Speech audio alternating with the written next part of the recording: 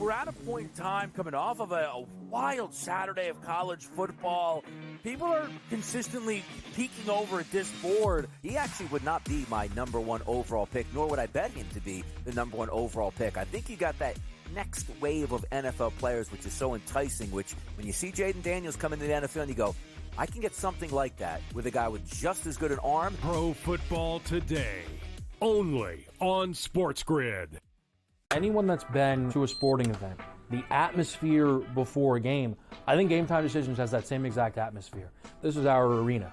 This is what we do. There is going to be an energy to Game Time Decisions that you will feel night in and night out. The excitement you get when you lock your bets in, when you're figuring out what you want to do, we can zone in on the biggest games each night. I want this to be the place that people come to before the games start so they feel as ready as possible to lock in their cards. We are going to hit every single one of those markets that you need to know about. We're going to go through every single thing, and I've got a great team behind me that's going to help me get the job done. There is not going to be a better place, I promise you, than Game Time Decisions to get that new information, react to it, and be able to then bet accordingly. We will have everything at our disposal, and we will use that to our advantage.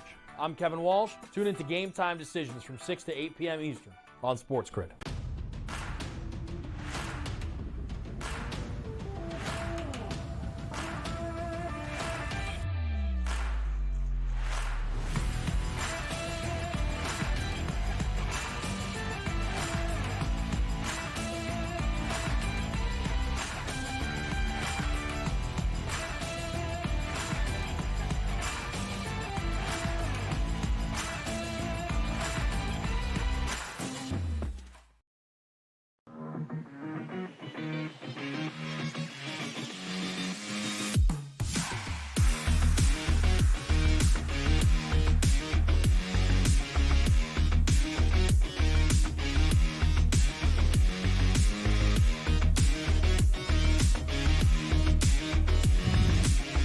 Welcome into another Sunday on SportsGrid. I'm Kevin Walsh, joined by Donnie Rightside and Joe Lisi. This is Pro Football Today. 3 hours before kickoff for another Sunday slate in the NFL. What? I mean, the energy is high. The energy. I mean, hot. the wattage in my ears. Is You're not banging. certain? Oh. That's what's the product? Yeah. It's week 8. Yeah, it is. Nothing better than this, baby. All right. We're going too fast at week 8, though, Joe. Are you going to slow things down a little bit? Week 3 right now. I'm feeling week court. 3 right now. Lead clock. Shot clock violations not too bad here. All of a sudden, we're talking basketball as intended. But with there are so many, I think, fun games. Yeah. We don't have, a Super Bowl rematch like we had last week or maybe even a Lions-Vikings. But, Joe, look no further than our Sunday nighter with the game between the Cowboys and the 49ers. I heard someone say, that game lost a lot of juice. Disagree. Way more juice. If they were unbeaten, who cares? That's not fun for me. The fact that the loser of tonight's game between the Cowboys and the Niners are going to now feel like they will miss the playoffs potentially, that's exciting to me. And if we thought that San Francisco had 4 losses heading into week number 8, I don't think anybody would have guessed it. Now, with the obvious injury concerns, Ayuk is out. Debo was in the hospital all week. Kittle, Donnie was banged up. How is this San Francisco team going to respond, especially when they had everything in front of them, an opportunity to erase the Super Bowl loss to the Kansas City Chiefs? They were favored at home. They get abused by Pat Mahomes, and Kansas City yet again lose by double digits. A lot of question marks to answer tonight, and a team that they've owned in recent years in the Dallas Cowboys. Dallas 3-0 on the road, but they need to respond coming out of a bye week. No doubt about it. And sometimes you look at a team, when did they last play? They got hammered. Then they had a week and a half to stew over it. So now you're hoping that they come out in a better frame of mind. And also, couldn't be playing a better option in San Francisco. If San Francisco's full gas in this game, boy, we're worried about the Dallas Cowboys. But now we're seeing the 4.5s, Joe. Some 5s are now creeping in there where we're trusting it. What's the quarterback's best friend when you're struggling, which Brock Purdy was doing last weekend? Run the football. Mason, for me, guys, that's going to be the key tonight. Yeah. And we will try and figure out the best way to attack with the fact that it does look like Debo and Kittle will play. Yeah. Do we trust full workloads for those guys? And again, these guys were, available throughout a lot of this season, and at no point really has San Francisco's offense looked right. Brock Purdy coming off of what has to be the worst game of his career. This is a guy that for me, I thought he had an opportunity through the odds to become the MVP favorite. I've never thought he's the best quarterback in football. He had a chance, and I feel I was right that he had a chance. I was wrong that he was going to be able to capitalize on it. A guy that has a chance, though, is I think Jalen Hurts all of a sudden, because the Philadelphia Eagles are going to Cincinnati today, a defense that we've seen be vulnerable. All of a sudden, you start poking around through the numbers.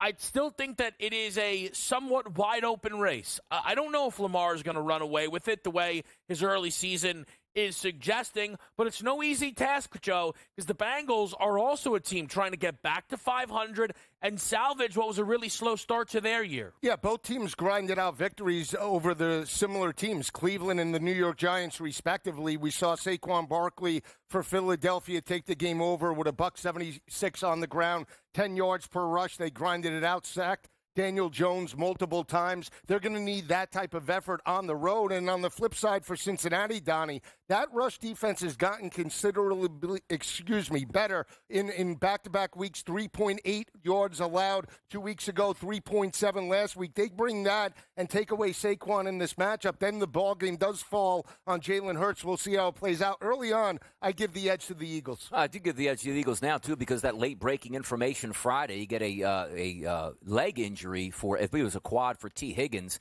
He doesn't play in this game. Now it's just Jamar Chase, and you're not leaning on Mixon anymore in the backfield. And also, Lou Anarumo's defense, Joe. I mean, it's been an absolute sieve so far. Yes, everybody looks better when you play some of the dregs of the society, like the New York Giants. We understand that. But also, moving forward and playing this out, the Philadelphia Eagles win this game. Are they back up and vault themselves into that conversation of the best team in the NFC? Because if they lose this game, I'm going to have a negative impact on the Philadelphia Eagles season. I am. They are a dog in the football game. I think they certainly have a legitimate chance to win this football game here. I think it's, for me, it's more about what a win suggests, but I understand your angle, Donnie. Maybe it's more what a loss would suggest. We're going to get into Cincinnati and Philadelphia in just a bit here. It's, I think, one of the best games on the board, though admittedly, if I knew Jaden Daniels was going to play, we might be doing Bears-Commanders in 5 minutes.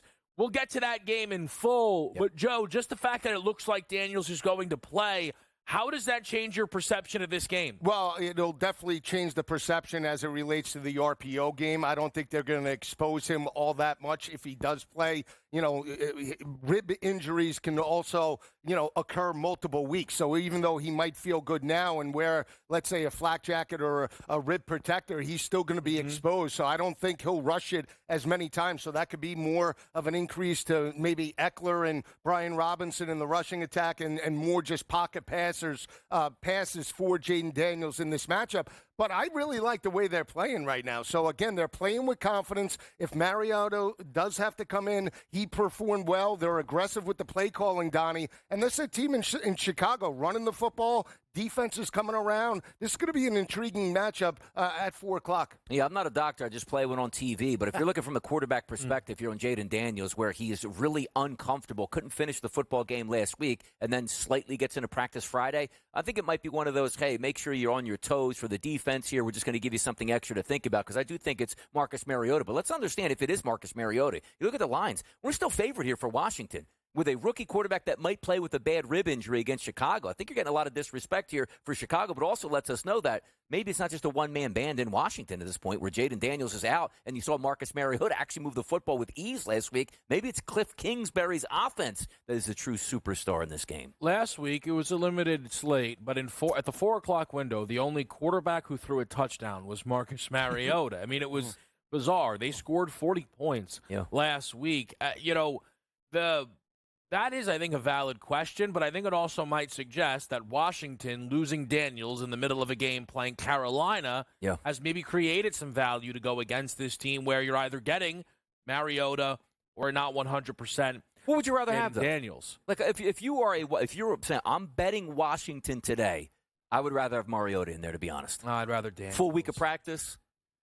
If Daniels is out there, I have to trust he's good to go. I think if I'm a Washington backer, which I'm not in the game. The line flipped, though. I mean, early in the week, it had Washington as a 3-point dog, didn't it? Well, because they didn't think. Well, the early reports were there was no way Daniels was playing. Right. It's been interesting to see that movement here. Another big quarterback piece of news today, I think massive news, is the return of Tua Tagovailoa.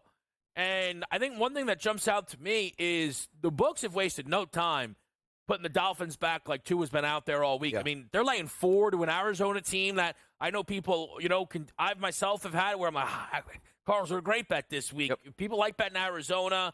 Tyreek Hill, 82.5. You see, Tua about minus 115 to throw multiple touchdown passes, Joe. The Dolphins, with Tua back today, are going to try and flip this thing around, sitting 2-4 right now. I think they'll be better than they were last week, where they lost 16-10, and they didn't get the football to Jalen Waddle or any of their playmakers in respect to the passing attack. But banking on Tua, over the 251, 252, even though it's his first game back and he's done it before, I'm a little tempered. Now, the number is up there because we saw Justin Herbert on Monday night abuse that secondary for 349 yards. Disley had a big game. Secondary receivers for the Chargers. So, again, I'm in on the receiving props, but not so much Tua. But I think they'll have a better effort today. You know what really helps? The running game. Devon Achane. Nobody's going to play 8 and 9 in the box knowing you can't throw the football. And they have 2 wide receivers and speed burners on the outside. That's going to make a difference. So I don't know how high Tua gets up in the actual prop market today, but just opening up the offense because he's there, I think that happens. And if they do win this game, which they're favored to, how much can they throw their name in the AFC wildcard race, which we covered a lot last week on the show because the Jets were in it, and now they're not. We'll talk about that in a while, but we go to Cincinnati next with you right here on SportsGrid.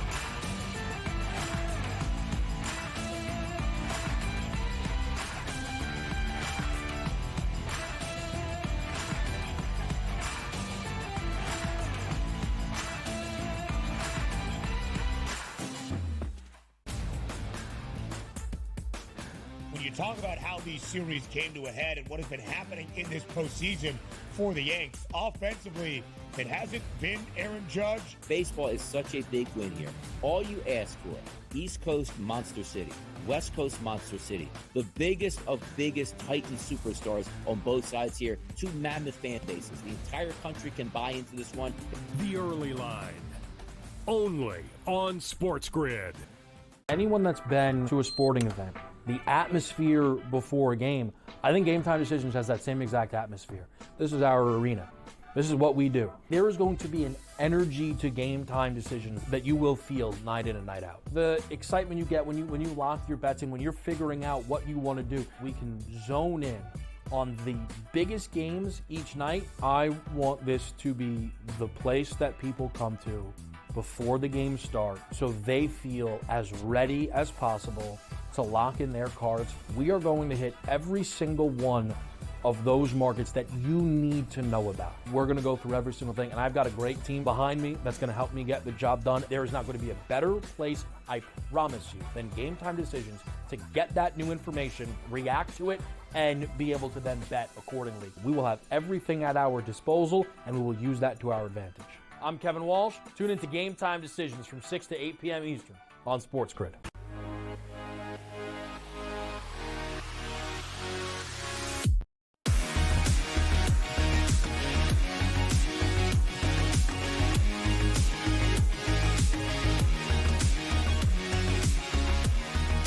Back to right here, it is Pro Football Today. I think one of the best games of the day. We'll get to Sunday Night Football, where I know a lot of eyes will be, but I think it's the game between the Eagles and the Bengals.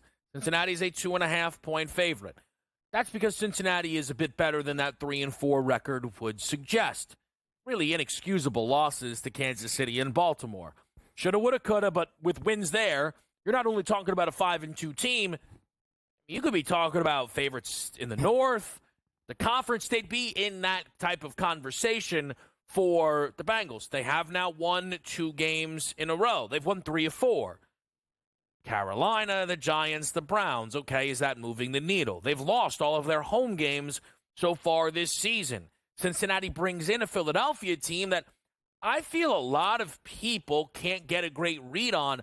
A lot of people seem to hate this Eagles team, and I don't know how much of that is tied to Nick Sirianni, but simply the Eagles this season are unbeaten when A.J. Brown plays. They've gone 2 straight weeks with allowing a defensive touchdown, and yet I still feel the conversations remain more negative around the Eagles. It's a tricky game, Joe. How do you see it playing out? Yeah, it is tricky, and I told you it'll bounce. I'll buy more into Philadelphia if they get this victory today on the road. And to your point about Cincinnati, they haven't won at home, so this is an opportunity for Jalen Hurts and that offense to find continuity. The rushing attack got going, but the reason why I'm a little tempered on the big picture for Philadelphia is the defense. Now, granted, they contain 2, I want to say, conservative type of offenses in Cleveland and with Deshaun Watson and Daniel Jones.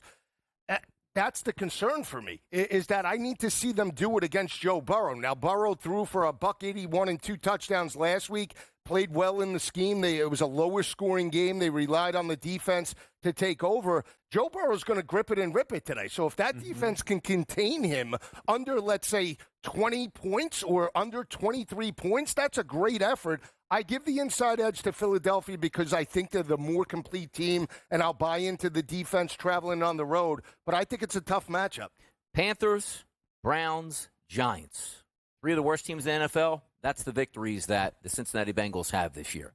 So now you're stepping up in class. Are the Eagles the best team in the NFC? No. I think that's Detroit. Are they going to make the playoffs? Probably. Could they win the division? Yes. But late in the week, I said to myself, this is going to be a tough game for the Eagles. It's on the road. Joe Burrow's a very good quarterback. We understand that. T. Higgins, tough to deal with Jamar Chase. They're back and fold. They look great. T. Higgins goes down with an injury to a quadricep on Friday. Now they're pessimistic that he's going to play today. They can't win this football game. And I understand they're the favorite. It is the NFL on any given Sunday. But if your 3 wins are those 3 teams I just listed, and T. Higgins, who's such a big part of that offense, where now the Philadelphia Eagles can just hone down on one wide receiver and say, all right, Joe Burrow beat us, with an offensive line where he likes to hold the football. The Eagles getting home with 8 sacks last week, 5 the week before. That's 13 combined in 2 short weeks here. I just look at it now as this is an Eagles game to win. They are the underdog team, but I think they're the better team as long as Jalen Hurts has a decent performance. Now, if we're looking at some of the lines here, which way would you want to bet? To put it this way, if I'm betting the Cincinnati Bengals today, I'm not going to take a money line. I'm not going to take them to lay the points. I'm only going to take the total. It's Trey Hendrickson to get a sack. If he gets a sack and gets pressure because he's going up against a guy that's certainly not Andrew Mailata at left tackle, that's how I'm going to approach this game. If he gets 3 sacks, they can still lose. If he does not get a sack, that means the Eagles guys up and down the field are absolutely going nuts. Yeah, Jordan Mailata and Dallas Goedert continue to be out for this team. Mekhi Becton will miss the game pre-game as well. So some moving parts there for the Philadelphia Eagles. I think the T. Higgins injury is one that kind of jumps off of the page because we know T. Higgins was unavailable when the season got underway for the Bengals, especially the game against the Patriots where they were atrocious and could not move the football. They started 0-2, so they've obviously been able to flip things around a little bit. I feel as if I enter this game where you come into the season sky high on the Philadelphia Eagles. I've watched anyone that was even considering being in on this team jump ship. And I think now they have the opportunity to make a real statement here. It is not just the chance to go to 5-2, win another game, remain unbeaten with A.J. Brown in your lineup, but it's the defensive side of the ball that people continuously ask about. And I understand that, right? The same way we just said, Cincinnati, come on, you're beating Cleveland and New York. It's a weird little round-robin tournament we've got going on here. Those are the Eagles' last 2 victories. But holding any NFL team to no defensive touchdowns is nice. Doing it 2 weeks in a row, 2 NFL teams is really, really good. If the Eagles have another great defensive performance, T. Higgins or not, I think now all of a sudden they need to be in the conversation for one of the more complete teams in football because the offense has been aces when they've been healthy, and they're not even fully healthy. Again, they went to Tampa Bay with nobody. I mean, 3 of the 4 most important or 5 most important offensive players were not available. This is a spot to me for the Philadelphia Eagles, I think, to make a statement that when you're putting together your top tier in this league, you better put the Philadelphia Eagles in it. No, I agree 100%. And this is the best quarterback that they have faced in about 3 or 4 weeks in Joe Burrow, whether T. Higgins is there or not, or whether he's banged up. He's definitely an elite quarterback compared to Deshaun Watson and Daniel Jones in that offense. And we know that they're going to stress defenses over the top. That's what they do from a scheme perspective. So I agree with you, Kev. You know, when it's all perception. The fact that they lost the game to Atlanta in the final minute and how they lost it. And then to your point, with all the players missing, they start out on the road to Tampa Bay. Before you can blink, they're down 24-0. It's how they came out in both of those games that people were saying, you know what, maybe this isn't the same team that we thought they were. But now they string 3 wins back to back to back, and they do it offensively and defensively. Now you're cooking with fire. I think this is a Jalen Hurts game. We've seen the secondary for Cincinnati get abused by Lamar. We've seen them get abused by Jaden Daniels over the top. Yeah. This is an opportunity for this offense. Forget Saquon because they're better in run support over the past couple of weeks. Throw it to run it later in this matchup. About 225, I think he gets through that total today. It'll be interesting. I'm not ready just yet on Jalen Hurts. Can he put up those numbers? Sure, that's a bad defense. But I don't know, Joe, if we even need that today out of them. If you can control the ground game here, because once again, we'll know in just a little bit. If T. Higgins is down, that means you have one football player to stop, and that's Jamar Chase. If you hold him to 6 catches for 80 yards and a touchdown, that's an easy Eagles victory today. Like, I'm getting higher and higher on the week as it goes, but I do think Saquon Barkley, he's going to find pay dirt again this week. The question, though, for Cincinnati is their defense is also, again, competition relevant, has rounded into form now over the last 2 weeks. How real is that? This total sits at 47.5. It looks like people are buying into these defenses. Sneaky big game in Seattle. They host the Buffalo Bills. We'll break it down on the other side of this quick commercial break.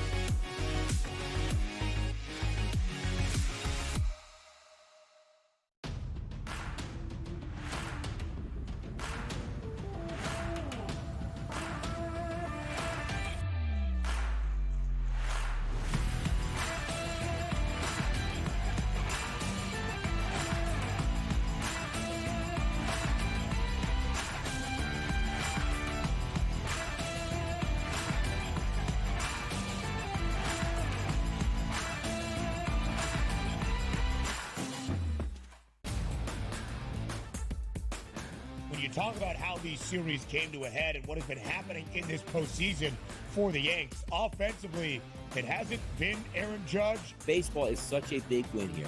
All you ask for, East Coast Monster City, West Coast Monster City, the biggest of biggest Titan superstars on both sides here, 2 mammoth fan bases. The entire country can buy into this one.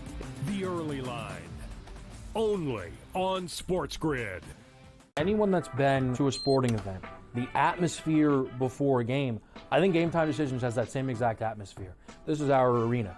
This is what we do. There is going to be an energy to Game Time Decisions that you will feel night in and night out. The excitement you get when you lock your bets in, when you're figuring out what you want to do, we can zone in on the biggest games each night. I want this to be the place that people come to before the games start so they feel as ready as possible to lock in their cards. We are going to hit every single one of those markets that you need to know about. We're going to go through every single thing, and I've got a great team behind me that's going to help me get the job done. There is not going to be a better place, I promise you, than Game Time Decisions to get that new information, react to it, and be able to then bet accordingly. We will have everything at our disposal, and we will use that to our advantage. I'm Kevin Walsh. Tune into Game Time Decisions from 6 to 8 p.m. Eastern on SportsGrid.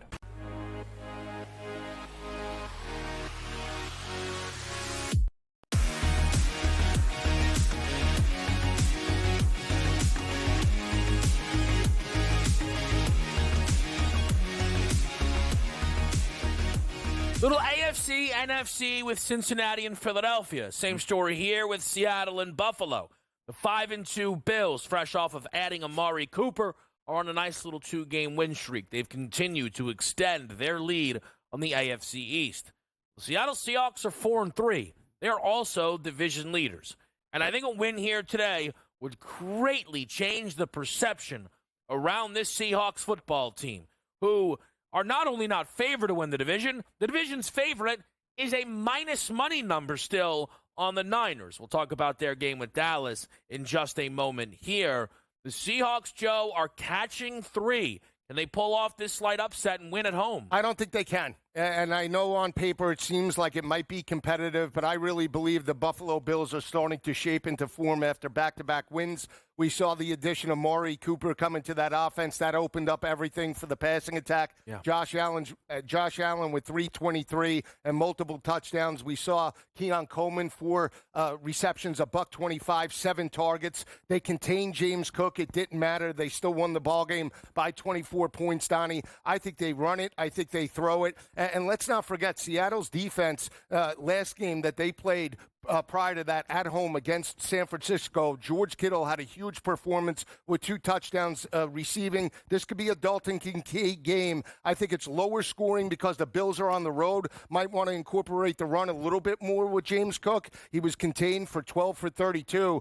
But it's all Buffalo and the under for me. I'll tell you, I'm really buying into the Buffalo Bills. You want to talk about a complete team, the defense, it'll come around. Obviously, it'll be fine. Sean McDermott's a pretty good defensive guy. But if I'm looking here, Joe, overall, and I say to myself, give me a number 1 wide receiver, Amari Cooper. Give me a really good slot receiver, it's Shakir. Give me another young kid on the outside that was a second-round draft pick that's starting to look like he's coming into his own, and that is Keon Coleman. Give me Cook at running back and Allen. It's the perfect storm here. If they could just keep him upright, which they've been doing a pretty good job of, I think that's going to continue. Having said that, you are going to get some windy conditions today, sustained winds around 15 miles an hour, and it is Seattle, so rain is going to be in the forecast. If I'm analyzing this game to myself, this has to be Josh Allen. Whatever his rushing prop is, to the over. Rushing prop to score a touchdown, I'm going over on that. I don't know how high the scoring is going to be because I would love it much more if DK Metcalf was going to play today. He's not going to, which, again, is an added benefit here for the Buffalo Bills. There is a real, not many teams go to Seattle when Seattle has a decent record and are favored. They're favored at -3 today. I think that's a telling sign. Buffalo is the better team. They'll win this game. I'm just not loving the props outside of Allen because it's one of those where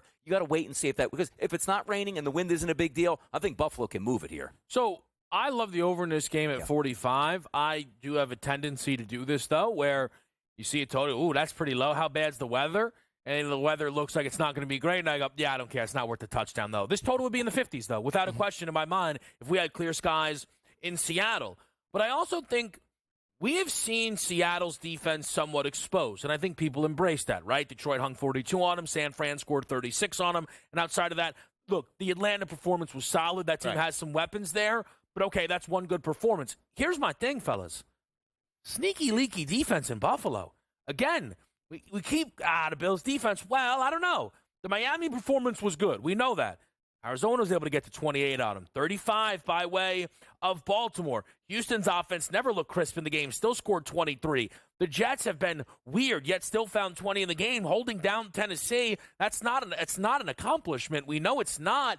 I think both teams can move the ball here and get over what is a low total at 45. It's possible. I think they will need Kenneth Walker to run the football. He's coming off a 69-yard performance. We've talked about the ability for Seattle to get into shootouts. They didn't do that last week. They dominated from start to finish against Atlanta and Kirk Cousins. That was a solid defensive effort. But going up against Buffalo, in my opinion, still a very physical offensive line. They have to contain that offense, right? Force them to field goals and not touchdowns. I don't know if they're going to be able to do that. And for their offense, we've seen the Bills give up chunk plays to number ones, right? And 7 of those points came on a Hail Mary to Aaron Rodgers, right? So it's a little misleading, right? They held them basically to 13 points. Do we have a pure number one without DK in that lineup? Is it going to be Lockett? Is it going to be JSN? That's been inconsistent. I would lean to JSN, but I don't love it, Kev.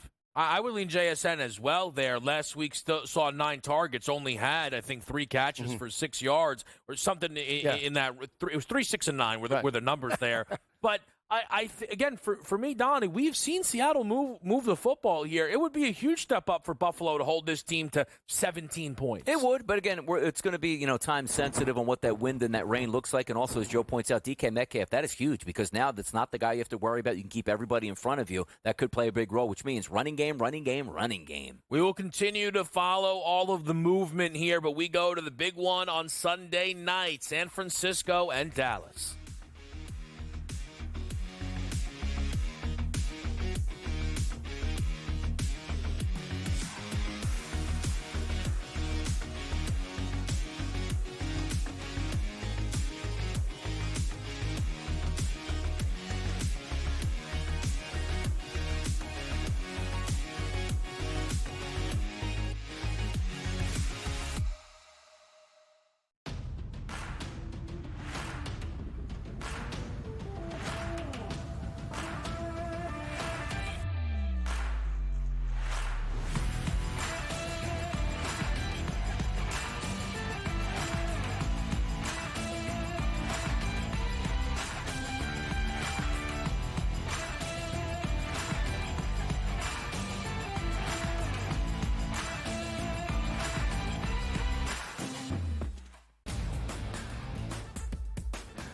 you talk about how these series came to a head and what has been happening in this postseason for the Yanks, offensively, it hasn't been Aaron Judge. Baseball is such a big win here.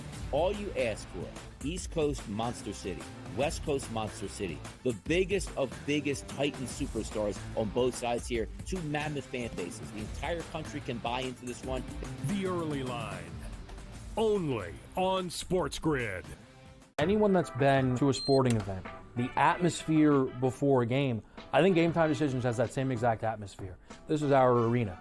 This is what we do. There is going to be an energy to Game Time Decisions that you will feel night in and night out. The excitement you get when you lock your bets in, when you're figuring out what you want to do, we can zone in on the biggest games each night. I want this to be the place that people come to before the games start so they feel as ready as possible to lock in their cards. We are going to hit every single one of those markets that you need to know about. We're going to go through every single thing, and I've got a great team behind me that's going to help me get the job done. There is not going to be a better place, I promise you, than Game Time Decisions to get that new information, react to it, and be able to then bet accordingly. We will have everything at our disposal, and we will use that to our advantage. I'm Kevin Walsh. Tune into Game Time Decisions from 6 to 8 p.m. Eastern on SportsGrid.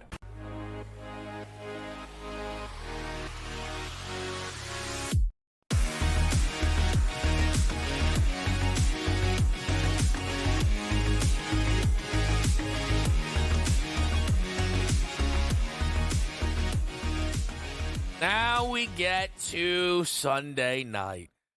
Can they both lose? San Francisco and Dallas. 4.5-point spread, moving up a little bit to 5 in some areas that we are seeing here. Total sitting at 47.5. Injuries are the talk of the game. I think injuries are covering some terrible football being played by these two teams here. The San Francisco 49ers can't hold a lead. Or this time against the Chiefs, they opted to not even get one and then just watch Brock continue to throw the game away. Dallas has been embarrassing. They are perfect this year on the road. The only thing is those road games are the Browns, the Giants, and the Pittsburgh Steelers. The home games this year against the Saints, Ravens, and Lions, which is probably the 3 best teams they've faced. That was a healthy New Orleans group. Well, they've been routed by a lot. I could only look San Francisco in this game, but to me, there is just so much to be said about whoever loses, because either the Cowboys will leave a bye, go under 500, and once again lose to a team with a pulse, or the San Francisco 49ers, Donnie, are going to be a 3-5 football team through 8 weeks. It's an ugly one. It really is. And also, we're just banking on eventually the 49ers will all get healthy and they'll wreak havoc in November and December, which they've done in the past couple years. But I'm not so sure of that. And if we're just looking at this game as a microcosm of the season, who knows if they're not going to keep getting injured at this point? And also, if we're relying on Deebo Samuel today, he was in the hospital early this week with pneumonia. You take a look at George Kittle, banged up with a foot injury. The other wide receivers, Ricky Pearsall coming back from a gunshot wound, and then Conley on the outside. And Jordan Mason, love the kid. He's got a good offensive line. He's got a shoulder injury, and Brock Purdy looked terrible last week. I guess that's the good thing you can say about San Francisco because everything seems to be bad as we go right now with the Dallas Cowboys, which show, talking about what we saw before the bye, absolutely embarrassing. But also, where do we go from here? If you tell me today we're going to take out CeeDee Lamb, which means, again, 6 catches, 55 yards, no touchdowns. Where are we going with our offense on Dallas? Well, I think it's the rushing attack. They allowed San Francisco last week to rush for 4.7 yards per carry. Kareem Hunt got into the 80s. They dominated the line of scrimmage, were able to sustain drives. Pat Mahomes made plays with his legs as well, and that's how they wore down San Francisco. But I'll give you a hot take. If Dallas loses this game, don't be shocked if Mike McCarthy's not on the sidelines come Monday. Oh, wow. I'm serious, because this team is 3-0 on the road. They've been owned by San Francisco in recent years. If you're ever going to beat them, Kev, it's going to be in this matchup without your best weapon, Ayuk, with Debo being banged up and all of the issues on the offense and defensive side of the ball. If they get blown out by double digits tonight in this matchup, Who's to say that Jerry doesn't pull the trigger and say, move on? Nobody thought that Robert Salah would get fired. Who's to say that Dallas doesn't move on? What's odd about it, what seems to be keeping McCarthy safe is that Jerry is now feeling like he has to prove a point with Mike McCarthy. But, again, I think Jerry has kind of tricked himself into keeping McCarthy, where everyone's like, hey, you're going to get rid of him, right? Who would even get the job? Mike Zimmer's going to be their head coach? Or maybe, you know what? Maybe it would be Zimmer, because Zimmer's defense has been absolutely atrocious. They allow 5.1 yards per rush against Detroit. Fired the DC. Let me ask you, and again, I don't think it would play out this way. I don't think there's really any chance, but just technicalities. Mm-hmm.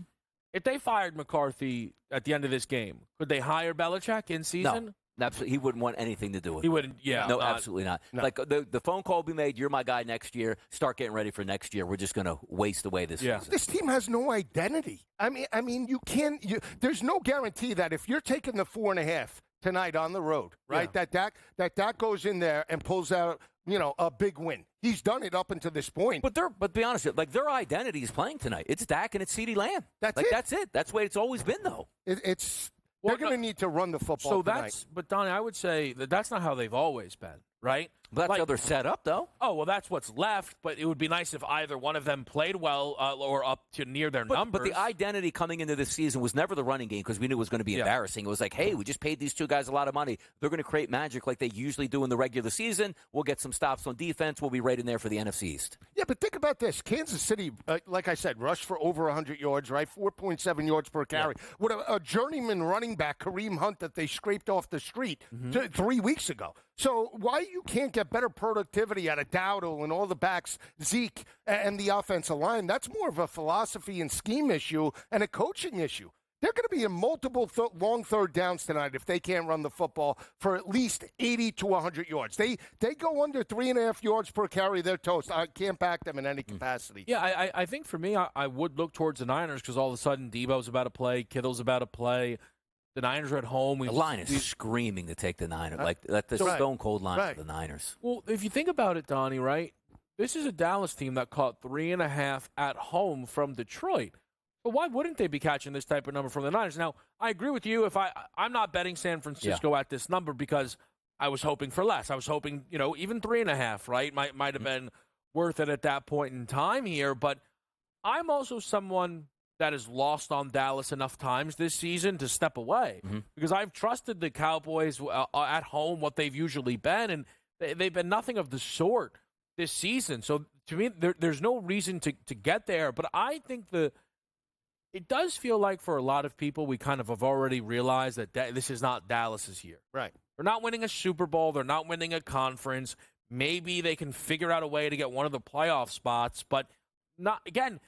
They're going to need a lot of help. When you have 4 legitimate teams in the NFC North and 2 teams in front of you within your own division, it's going to be really difficult. So, again, the Dallas side is obvious. Someone tell me what happens if the Niners lose this game. Because I get it, they're favored to win the game, but that does not matter. They've been favored to win every single game this season. They're an under 500 football team. Well, then they have to answer a big question mark regarding their quarterback, depending upon how he plays tonight. If he goes out and rolls out and throws multiple interceptions yet again, then they're going to have to address that somehow, some way, because then now he's becoming turnover prone. He's regressing without those weapons in the lineup, and maybe he is just a system quarterback up until that point. He's putting up yardage, but you're not converting and you're not playing clean with the football. You're not going to make a playoff run that way. And when you look at the division, if they go to 3-5, Donnie, they still can win the division. Arizona, mediocre, right? LA's bouncing back into form now that they're healthy. But at 3-5, they're in a position to at least still compete for a division title. But I don't think they're nowhere near the team that we saw last year. Yeah, and also with Brock Purdy, right? He's set in line to make between $50 and $60 million next year. But I don't think he gets the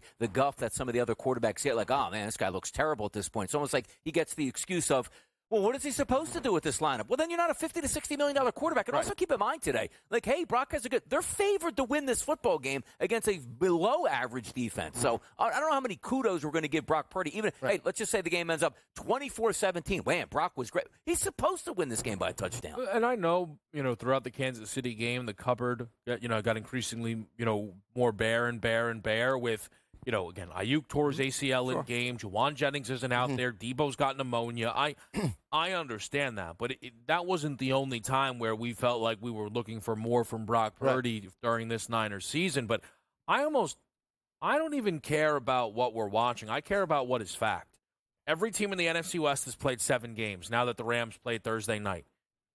Via tiebreakers, they are in last place and are the second option to win the conference. Now, if you've watched, us together throughout this week, I've been saying that. I'm going to keep saying it because it's bothering me. It's really it's ridiculous. They go out there and they win this game tonight by 14. Are you guys sitting here going, all right, never mind, Niners are fine? No, I think it's about Dallas being garbage. Yes, you're right. It's going to take a massive amount for me to all of a sudden feel like the Niners are the best team in the NFC. They would have to rip off like 4 or 5 wins, win by double digits the way they did last year. When they lost 3 in a row last year, they ripped off multiple wins. If they are able to do that, then I would change my tune. But right now, I can't see it. I am shocked at the total, though, 47.5 tonight. Why? Just think it should be lower with the injuries and just where we're at. Well, we're going to talk about 2 teams that are right now holding down the favorite spots in their respective conference and their games today, the Chiefs and the Lions on SportsGrid.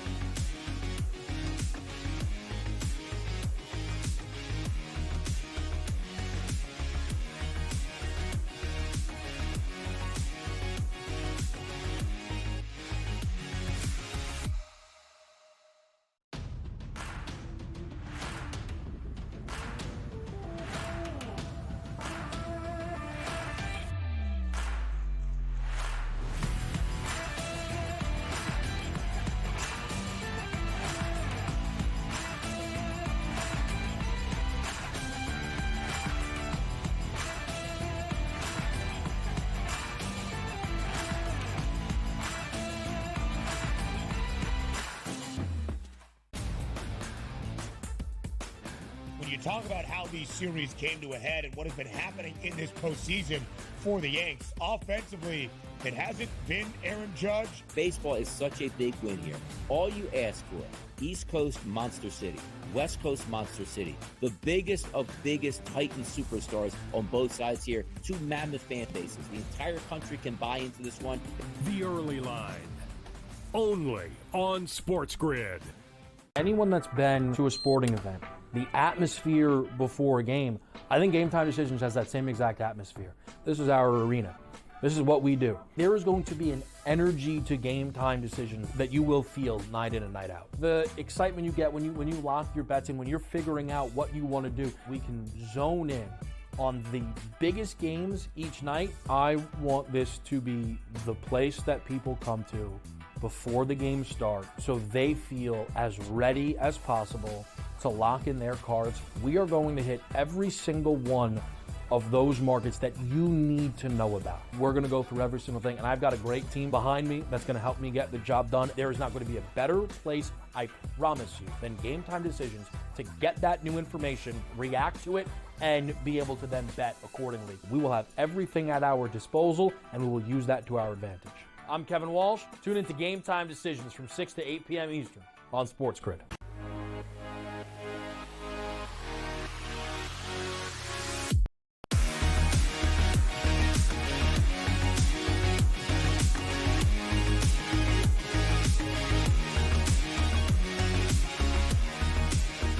All right, we're back to right here on SportsGrid. So we just talked Niners-Cowboys, who for the last 3, 4, 5 years, we've seen at the top of the NFC. Well, there's a new team at the top of the NFC, and that is the Detroit Lions. They are conference favorites. They went and beat the Minnesota Vikings, first team to do so last week. That was the 4th of this current 4-game win streak here with a 31-29 win. It was a great win. It was maybe the least impressive that they've had during this run. That's how impressive we've seen Detroit be kind of start to finish here. Before we even talk about the matchup with Tennessee, DRS, I feel like every week the Lions reinforce your opinion. They are the best team in the conference. Yes, they are the best team in the conference. The best offensive line, maybe the best quarterback, as crazy as that sounds, maybe the best running game, maybe the more dominant wide receiving core that they have. I like everything that I see. Now, also, understand this. When you are heading into a playoff run, which Detroit has higher expectations, Aiden Hutchinson going down doesn't help you one bit. I mean, he was an absolute wrecking ball this season. You're not going to replace him in any way, shape, or form, but you know what you can do? Go out and get a couple guys at the trade deadline to sort of fill in that role and help you out. The reason I bring this up is because I think Detroit understands what chance they have here of getting to a Super Bowl, which in Detroit is very rare. I expect them to be unbelievably aggressive at the trade deadline to fortify that team. I like everything I'm saying. The offense doesn't have to change one bit. You add a component or two to that defense where now you can get after the quarterback, Joe, or should I say stay after the quarterback. That's huge. But right now, I don't see anybody in the NFC, and this is coming from an unbelievable division. Minnesota's solid, we know that. The Green Bay Packers are solid. Chicago looks like they're on their way up. But for me, Joe, it's Detroit at the top of the heap. I love the way they play. Offense and defensive lines are dominant. They're running the football. Jahmyr Gibbs takes over, $116 last week, right? He catches the football out of the backfield. And their quarterback, Jared Goff, might be as hot as anybody. 22 or 25 last week. Again, the consistency. I mean, without Jameson Williams in that lineup, he's still finding multiple weapons. Yep. We saw St. Brown step up with an 8-catch performance last week. They find ways and mismatch opposing defenses to create one-on-one opportunities. Doesn't matter if it's a tight end with Laporta, Gibbs coming out of the backfield. They just have a great offensive set and philosophy. And you know what? That's a testament to Dan Campbell, Ben Johnson, and all of those players. They have players that fit their scheme. And I'm with Donnie. Right now, power ranking, you want to rank the best team in the NFC based off that performance last week to go into Minnesota and win. Still a gutty win. I would go Detroit 1. I do. You know how I feel. Put Green Bay right behind them. I know. Just me. Hates Green Bay. I know. It doesn't make any sense. But that's me. It's Joe's top 10. No, I understand. Listen, it's my top 10, not yours. Oh, look, I understand that. Again, I've told you this on air, off air. We have that debate. It's good. It's not even about people liking the Packers. Right. If I interview 100 NFL analysts and say, hey, rank Green Bay and Philly, I'm getting 95 Green Bays in front of Philadelphia. And I can't figure that out. I don't know about that. I am. But I will say this. And I've been the biggest. Again, what? Wait a second. But I've been the biggest backer of Philadelphia over the past couple of years. But even more so than you two, inwardly rooting. I look at it objectively. Which is not a knock. That's a positive. It's a positive. Right. It's a positive. But when you saw that demise last year, right, and then saw the early part of the season, right, where, yes, Green Bay, they allowed a lot of yards, they won, but wait a second. The second half breakdown against Atlanta, and then, yes, injuries, but you still get abused by Tampa Bay. You have concerns. I told you I would buy back into the Eagles' big picture. Today? If they win. That's not, week number 8 buying back in mid-season is not a bad knock on them. I'm telling you, don't. Part of me wants Cincy to win. Let's get you out of there. Can't have you back. Can't have you back.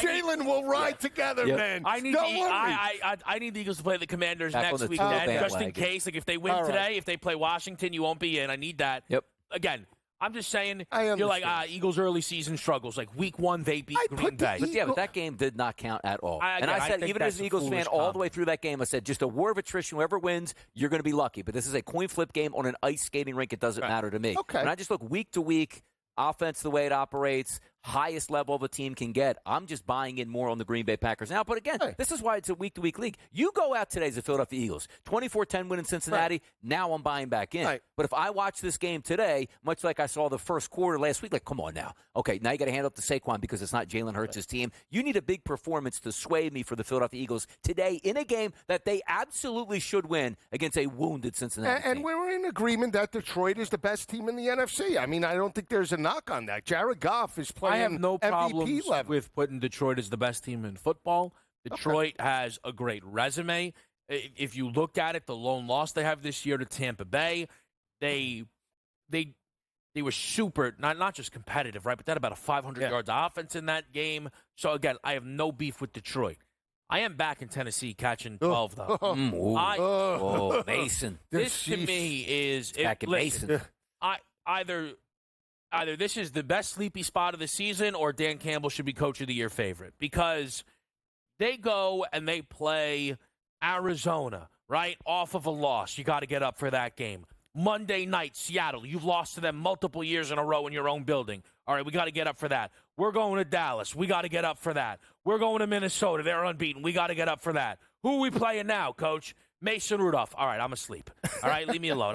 We're not scoring in the opening quarter of this game. Again, I'm not telling you that Tennessee wins this game. If they do, that would be crazy, right? And it would be such an outlier win for Tennessee. You don't even have to drop Detroit that much. You just know it's an anomaly, and that's sometimes how the NFL works.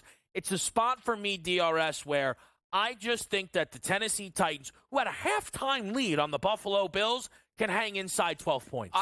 I would agree with you if it was a road game at this point, but the fact that it's home and Detroit understands that they're now the top dogs in that conference, I don't think Dan Campbell's going to let that energy get below any certain point here. And if we're just being honest, Tennessee's got the white flag up, Kevin. That means everybody is for sale. You already lost Hopkins. Yeah. Who's next on the way out? Mason Rudolph, who is a terrible quarterback, which I like the over last week with Buffalo, partly because I thought they could get somewhere into the teens. After the 10, they were abysmal on offense, and I just can't see it getting any better. Yeah, I can't either. It was a great call by you with the over. And, again, to allow 300-plus to Josh Allen, I mean, Jared Goff could potentially throw for that in his sleep today if they're checked out. Back-to-back road games does, in fact, scare me. It's a no play for me. All right, we are going to come up against the break. Let's talk about the AFC favorite.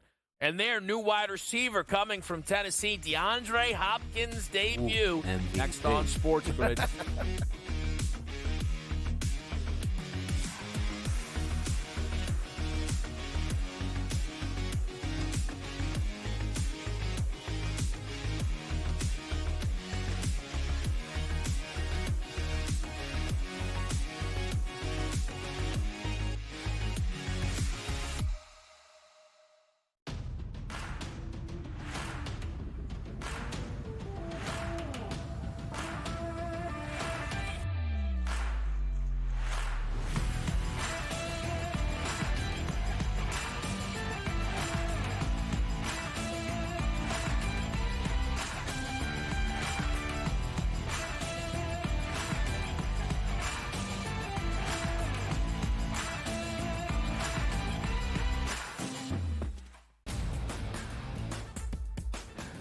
Talk about how these series came to a head and what has been happening in this postseason for the Yanks. Offensively, it hasn't been Aaron Judge. Baseball is such a big win here. All you ask for, East Coast Monster City, West Coast Monster City, the biggest of biggest Titan superstars on both sides here, two mammoth fan bases. The entire country can buy into this one. The early line, only on SportsGrid. Anyone that's been to a sporting event, the atmosphere before a game, I think Game Time Decisions has that same exact atmosphere. This is our arena. This is what we do. There is going to be an energy to Game Time Decisions that you will feel night in and night out. The excitement you get when you lock your bets in, when you're figuring out what you want to do, we can zone in on the biggest games each night. I want this to be the place that people come to before the games start so they feel as ready as possible to lock in their cards. We are going to hit every single one of those markets that you need to know about. We're going to go through every single thing, and I've got a great team behind me that's going to help me get the job done. There is not going to be a better place, I promise you, than Game Time Decisions to get that new information, react to it, and be able to then bet accordingly. We will have everything at our disposal, and we will use that to our advantage.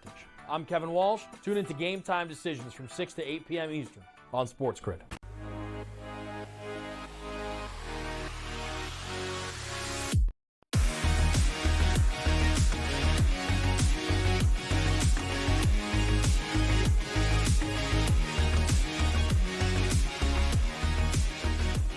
Back to right here on SportsGrid. We're taking a look at some of the top contenders. In the NFC, the new favorite, the Detroit Lions. In the AFC, it remains Kansas City Chiefs, 6-0. They add DeAndre Hopkins to the roster. They go and now play the Vegas Raiders. For you guys, any consideration with how the Chiefs are playing, how well Baltimore looks? I know Buffalo's been coming on. I know that you both have been really interested in that team.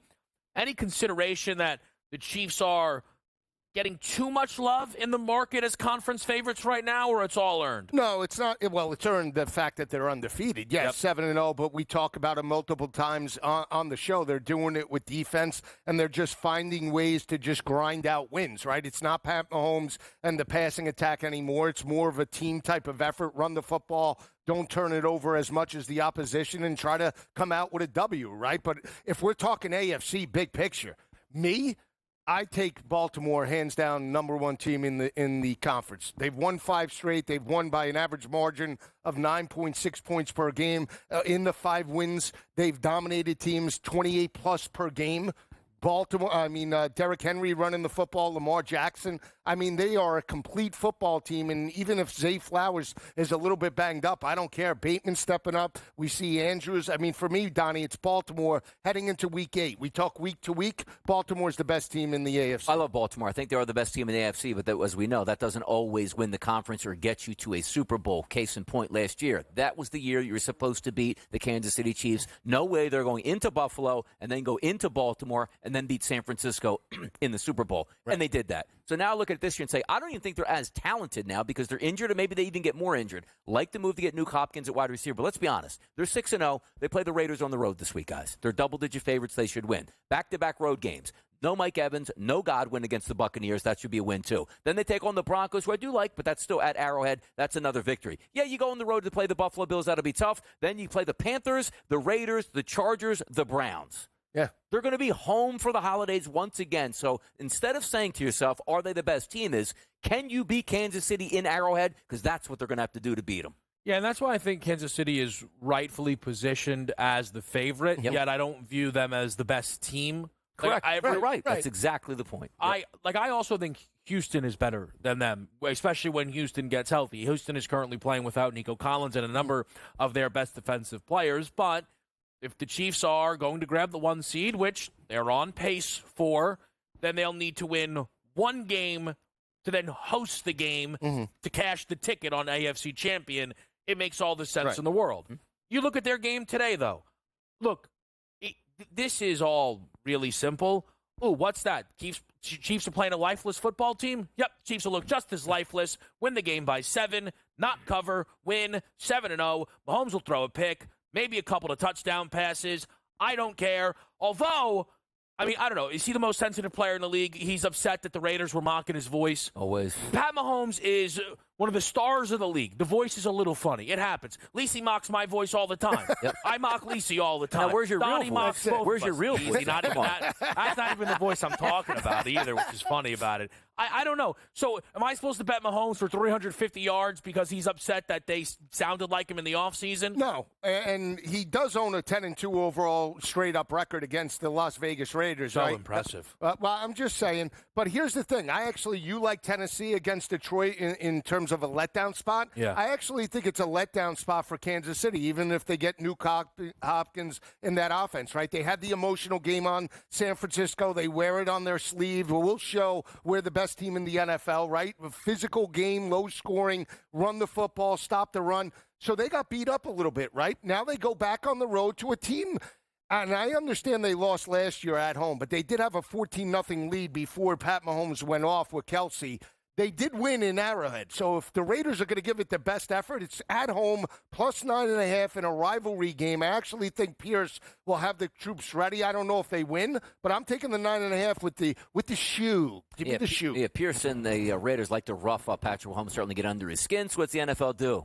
Head referee today? Most roughing the passer calls of any crew. Welcome to the Vegas Raiders today, as they will be touching you. As long as you touch him, 15 yards is going to happen. But for me, if I'm looking from a Chiefs perspective today, they got to have a day. And when I say a day, it doesn't mean 45 points and they run him off the field. Kelsey's got to get involved. Mahomes has to get involved. He hasn't thrown a touchdown pass in, 2 weeks? 2 weeks. He's going to be throwing some today. They should have an easy victory today, but as Kevin pointed out, it might be 14-3. They take the air out of the football, and then late in the game, it turns out to be 14-10. What's the narrative though on his rushing prop then, Donnie? Does he run more because he's going to get penalties, or does he not run because he knows they're going to go head hunting? I'm telling you, the move he put on last week, he should be getting lit up on the sideline this week, boys.